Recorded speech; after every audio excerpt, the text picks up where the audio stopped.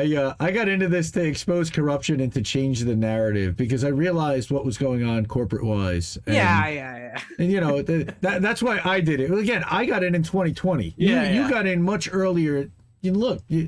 Everybody's got different motivations, things that drive them, and again, I love. Well, you know, I had progressed. I don't mean to like diminish my values, but you know, I do enjoy being a bit of a bastard, you know, and messing with evil people, you know.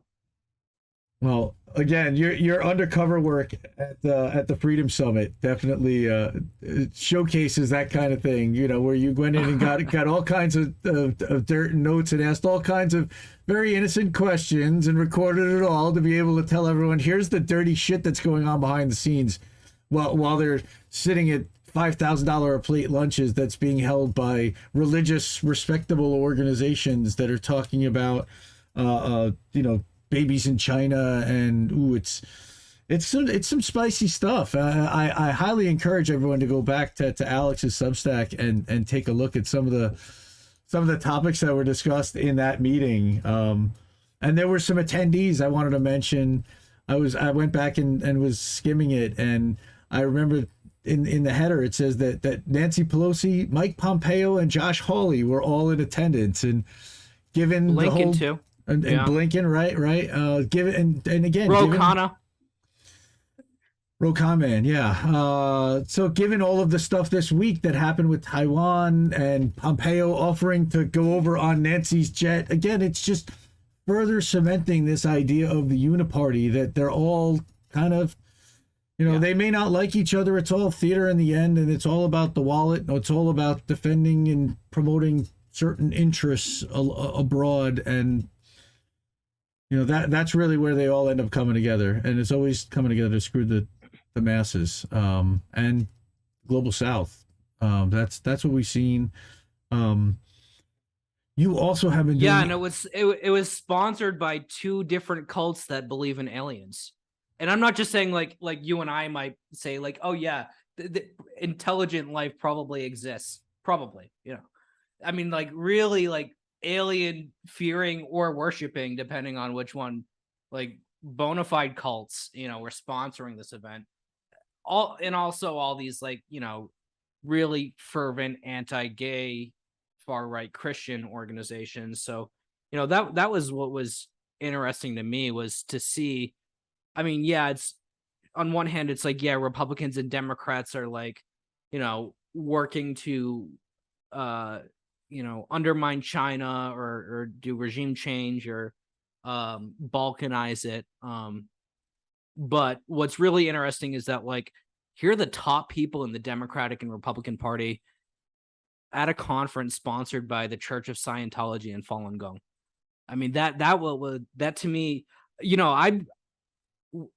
I'm pretty upset that those articles never really blew up because they didn't get any attention. I've done a lot of stuff over my career that, like, the Washington Post or the New York Times might like write a story about. Mm-hmm. This was like radio silence from everyone.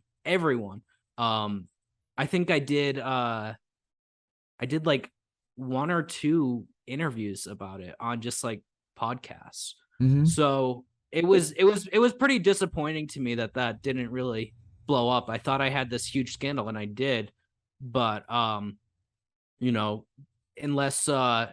unless you have like 20 blue checks tweet about it, and the blue checks all fucking hate me. So, besides my little circle of friends, it's really hard to, make a story kind of go viral.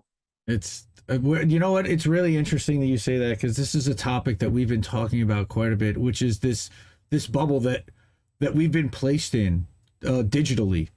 And how we've been kind of pushed out of mainstream thought and idea, and they won't even accept it, and to the point where we're ending up on platforms like Rokfin and Rumble and Odyssey, writing on Substack and Medium and Hive blog, because and looking for outlets that will actually publish anything that challenges a corporate narrative, like an RT or a Sputnik.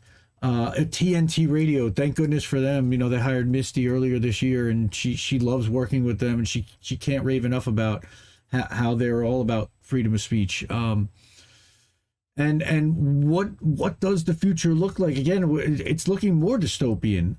That's the concern. Like, because everybody's running to Rumble, and Rumble's a Peter Thiel operation. It's like, guys, that's not where we want to go.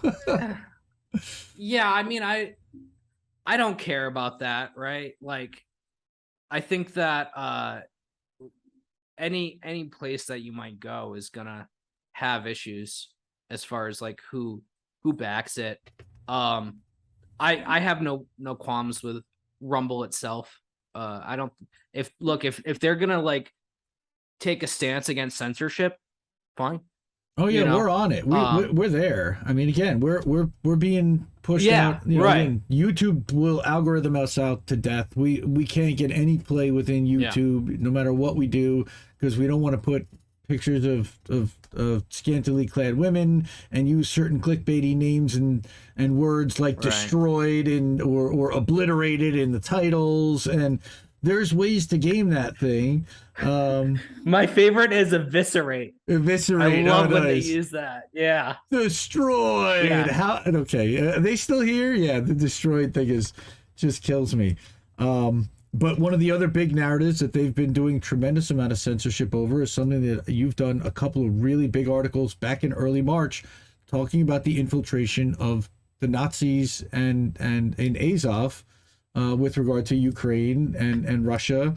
And nobody was really reporting on that nearly as much. I mean, Grayzone was one of the first that I can remember really talking about what Azov was and how influential it was, in that it was controlling their quote unquote Jewish president, right? And well, Grayzone has been doing that since the coup in 2014. Mm-hmm.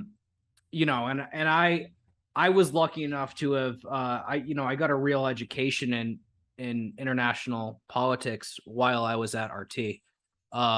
So yeah, I already had this existing background on Ukraine. In fact, it was like one of the regions where I was the most knowledgeable of. So I had that advantage. It wasn't like I was playing catch up. Right. So, you know, I feel like I was able to do a handful of really good reports that changed the conversation on the left and brought over a lot of people who, you know, maybe they didn't really know much about Ukraine and said and thought, you know, Russia says they're all Nazis, but is that really true? And I was able to convince certain people that were on the fence, I think. I saw those articles, they really blew up compared to a lot of the stuff that I've done over the course of my career. So I'm very pleased with those. But like I said, I had that background. I've been following Ukraine, you know, since 2016. So maybe before that, 2015 even. Interesting. You know, I knew what was going on in Donbass. I knew, you know, about the Azov battalion. I knew about C-14, and I knew about, you know, all these other right sector, you know, I knew all about, you know, the coup. And so I was able to connect dots that I think were, well, I don't want to toot my own horn too much, but no, I'm proud of dude. That's why you're here. That's why you're here. I want to hear it. I want to hear all about it, man, because nobody else is going to do that for you. Like not like you. They don't have the experience and to know where you did that and how. Now,